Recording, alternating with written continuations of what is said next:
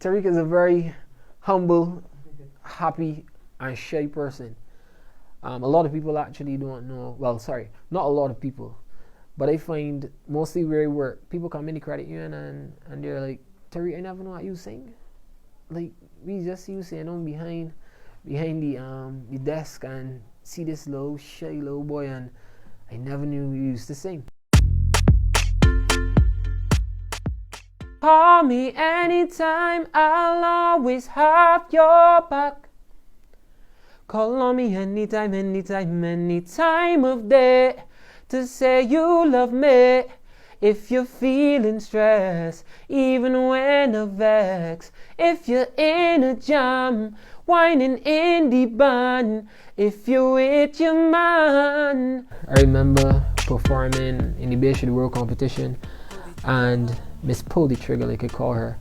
I remember her saying that she wanted to write a song for me because from the time she heard me singing, she couldn't believe it.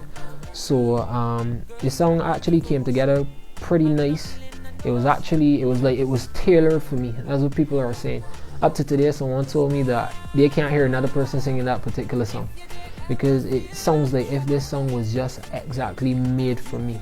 And she actually posted a video the other day on her Instagram, and in the comment section she had, from the time I heard you singing, I knew I had to write a song for you. I actually practiced with some of the best producers in Barbados right now, and that's the Red Boyz. I actually did a song with them before. That was I remade John King's How Many More. So for me it was pretty normal. It wasn't scared or anything because I had an experience with them before.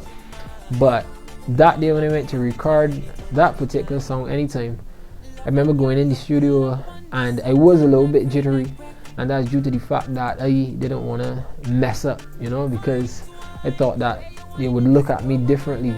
But they actually spoke to me while I was recording, and they told me, Tariq, some of the best artists come in here and mess up. So you don't gotta worry, this is the place to mess up, but we can get this right. When I walk the road, people tell me, Tariq, that song is amazing. Thanks to Pull the Trigger, I should say. So I can say that the song is doing really nice. I mean, for me, I want it to do a lot better than it is doing right now, but that will happen in future for sure. How did you get into singing? Well, I started when I was in primary school. A lady by the name Miss Springer. To this day I would like to meet this lady again, but I haven't seen her since then. She was a music teacher at the Mount Table Primary School at that point in time, and she invited me to just join the choir, and at that point I didn't even know that I was a singer. But I remember going inside the classroom and practicing, and she said, boy, you can sing. So I came up through the Mount Table school choir, and there was a point where I was actually the only boy in the choir and about 26 girls behind me. So I remember going to NIFCA and singing all over the place with this choir, being the only boy in the middle of the choir. I would try social commentary, honestly. Someone actually approached me and was telling me that they think I should try it. I have been messaged on Instagram and told that I should try social commentary, and that's because of the amount of raps and stuff that I do on my Instagram page. So yeah, it seems like something I would try later down. Yeah. How far down?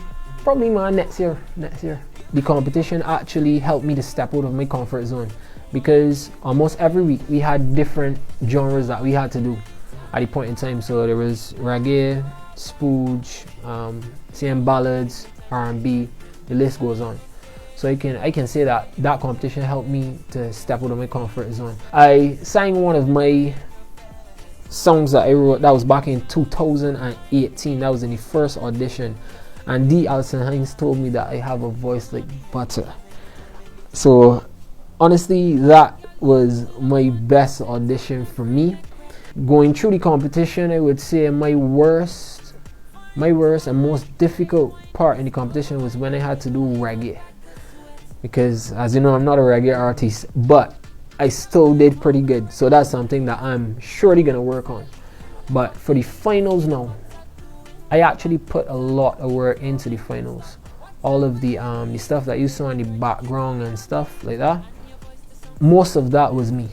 Yeah, or you can say basically almost all of it. I remember sitting down at home and speaking to a few friends, because for some reason this year everything just came into place. I met people that do stuff like they do videos. I met a dancer, so she taught me how to perform and stuff like that, and I met a lot of people, so I had the backative, right? I remember the finals night being backstage, and I was saying to myself, Tariq, you could do this. Just go on the stage, do your best, and stay in your zone. So I remember sitting down at the back of the stage, and I didn't let anyone get in my head. So when I finished the performance, I remember getting a standing ovation, and I was literally shaking while I was walking off the stage. And when I got off the stage, I remember Mahalia. Shout out to Mahalia. Mahalia was my mentor at that point in time of the competition. She ran to me and she literally lifted me off the ground. I couldn't believe it. And she told me, boy, you are a star. You are the boss. And then I did the Soca challenge, which that was in this second round, basically the same night. That part had me scared because, as you know, I'm a balladeer. So to actually go there and perform Soca in front of that amount of people, it was a little scary for me. But when that was over and I heard that I was the winner, I knew that I would have won, but to actually hear that I won that competition, it was an amazing feeling, and I literally fell to the ground. I would let them know that it's okay to be shy. There's nothing wrong with being shy, because I find a lot of the top people in the music industry are shy. So if you're a shy person, don't worry about it. You're gonna be fine. I will also say to never give up, because at some point in time, you will have that feeling. You may be by yourself and you might just have that thought of giving up. Never give up, because you never know what is around the corner for you. And also, if it is that there's something that you're thinking about doing, go for it, because that might be the best decision of your life. And if you don't go for it, you will never know if it is.